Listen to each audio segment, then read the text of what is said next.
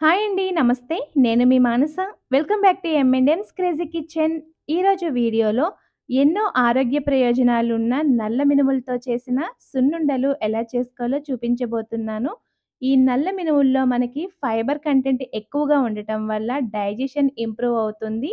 రోజుకొక సున్నుండ తిన్నారంటే డయాబెటిస్ రాకుండా కంట్రోల్ చేస్తుంది. అలాగే బ్లడ్ లెవెల్స్ ఎవరికైతే తక్కువగా ఉండి ఇబ్బంది పడుతున్నారో వాళ్ళు త్వరగా రికవర్ అయ్యే ఛాన్స్ ఉంటుంది. సో, లేట్ చేయకుండా ఈ హెల్తీ మినప సున్నుండలు ఎలా చేసుకోవాలో చూసేద్దాం. వీడియోని ఎక్కడ స్కిప్ చేయకుండా ఎండ్ వరకు చూసేయండి. మినప సున్నుండల కోసం ఫస్ట్ ఒక మిక్సింగ్ బౌల్‌లో 1:30 కప్పుల వరకు నల్ల మినుములు, అరకప్పు తెల్ల మినుములు వేసుకోండి. తెల్ల మినుములు ఎందుకు వేశానంటే, పప్పు వేగేటప్పుడు మనకి కరెక్ట్‌గా వేగిందో లేదో ఈజీగా తెలుసుకోవడం కోసం నేను ఈ తెల్ల మినపప్పు అయితే వేశాను. సో, దీని ద్వారా ఇది కలర్ చేంజ్ అవ్వగానే మనకి పర్ఫెక్ట్‌గా వేగింది మినపప్పు అని తెలియడం కోసం నేను తెల్ల మినుములైతే తీసుకున్నాను. ఇప్పుడు వీటిని 3, 4 సార్లు శుభ్రంగా కడిగేసిన తర్వాత ఇందులోని వాటర్ అంతా కూడా పూర్తిగా డ్రైన్ చేసేసుకోండి. ఇలా ఒక 10 నిమిషాలు వదిలేస్తే నీళ్ళంతా మొత్తం వారిపోతాయి కదా! ఇప్పుడు వీటిని ఒక క్లాత్ పైన వేసుకొని మీకు ఎండ ఉంటే ఎండలో వేసుకోండి. లేకపోతే మీరు డైరెక్ట్‌గా ఫ్యాన్ గాలి కిందైనా పూర్తిగా ఆరేంత వరకు ఆరబెట్టుకోవచ్చు. ఇప్పుడు స్టవ్ మీద అడుగు మందంగా ఉన్న ఒక ప్యాన్ పెట్టి అందులో మనం ఆరబెట్టుకున్న మినుములు వేసుకొని లో ఫ్లేమ్‌లోనే కలుపుకుంటూ ఎర్రగా కాస్త క్రిస్పీగా అయ్యేంత వరకు కూడా డ్రై రోస్ట్ చేసుకోవాలి. మినుములు వేగాయి అని తెలియడం కోసం మనకైతే తెల్ల మినుములు ఇలా కలర్ మారతాయి. అలాగే కమ్మటి వాసనొస్తుంది. అలాగే పప్పుని ఇలా బద్దలు కొట్టారంటే సగానికి బ్రేక్ అవ్వాలి. అప్పుడింకా పర్ఫెక్ట్‌గా డౌట్ లేకుండా వేగినట్టు. ఇప్పుడు అరకప్పు వరకు పుట్నాల పప్పు కూడా వేసుకొని ఒక నిమిషం పాటు వేపేసిన తర్వాత వెంటనే స్టవ్ ఆఫ్ చేసి ప్లేట్‌లో వేసి పూర్తిగా చల్లారనివ్వాలి. పుట్నాల పప్పు వేయడం వల్ల మినప సున్నుండలకి మరింత టేస్ట్ పెరుగుతుంది. మినుములైతే అసలు ఏమాత్రం వేడుండకుండా పూర్తిగా చల్లారిన తర్వాత ఒక మిక్సీ జార్‌లోకి ట్రాన్స్‌ఫర్ చేయండి. నేను తక్కువ క్వాంటిటీ చేస్తున్నాను కాబట్టి మిక్సీ జార్‌లోనే నేను బ్లెండ్ చేస్తున్నాను.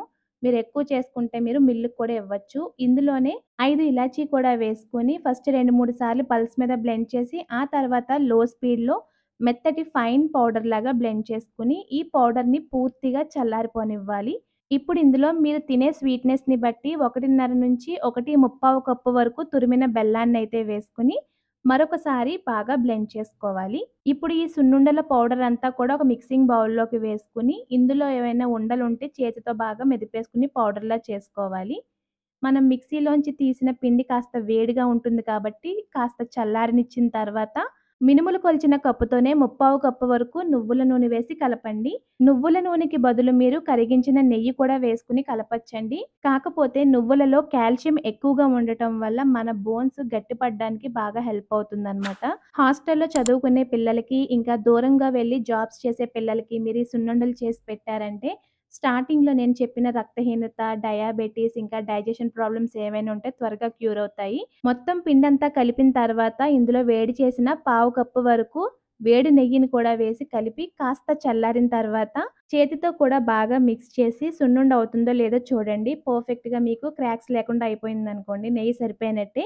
ఒకవేళ పొడి పొడిలాడుతూ ఉంటే కాస్త నెయ్యి వేసుకొని మళ్ళీ సున్నుండనైతే ప్రిపేర్ చేసుకోండి.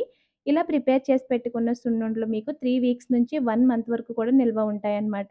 మొత్తం సున్నుండలన్నీ ప్రిపేర్ చేసుకున్న తర్వాత ఒక గంట సేపు పక్కన పెట్టేస్తే గాలికి ఆరి కాస్త గట్టిపడతాయి.